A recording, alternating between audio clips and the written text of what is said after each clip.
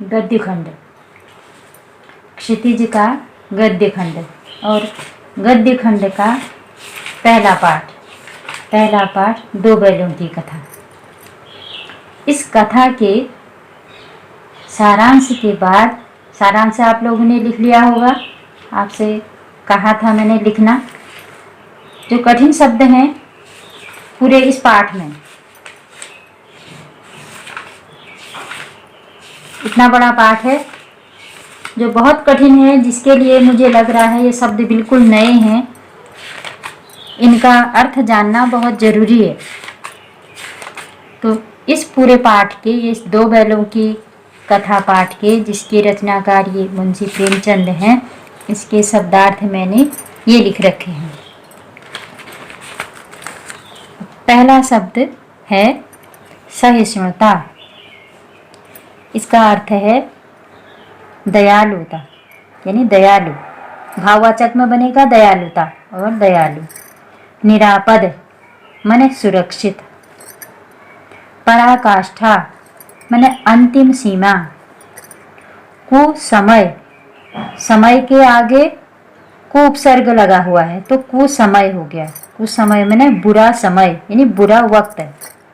उन्मत्त माने आनंदित, जिसको आप लोगों की भाषा में मस्त भी कह देते हैं। बरकत, बरकत माने फलीभूत। फिर अगला शब्द है गराव। गराव शब्द का अर्थ हुआ जानवरों को बांधने वाली रस्सी, यानी हमारे पालतू पशु जिस रस्सी से बंधे रहते हैं उसको एक शब्द में गराव कह देते हैं।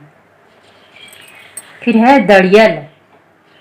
जब कहानी का सारांश बताया था, मैंने एक दड़ियल व्यक्ति का वर्णन किया था, और दड़ियल का जो शब्द था उसका अर्थ उस समय भी बताया था, यानी दड़ियल माने दाढ़ी वाला।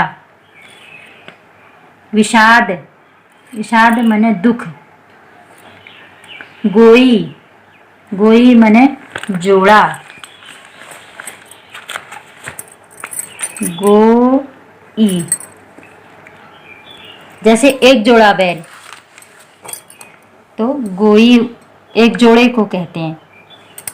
काजी हौस माने आवारा पशुओं को रखने का स्थान। कहानी में काजी हौस का जिक्र आया है कि काजी हौस में आवारा पशुओं को रखा जाता था।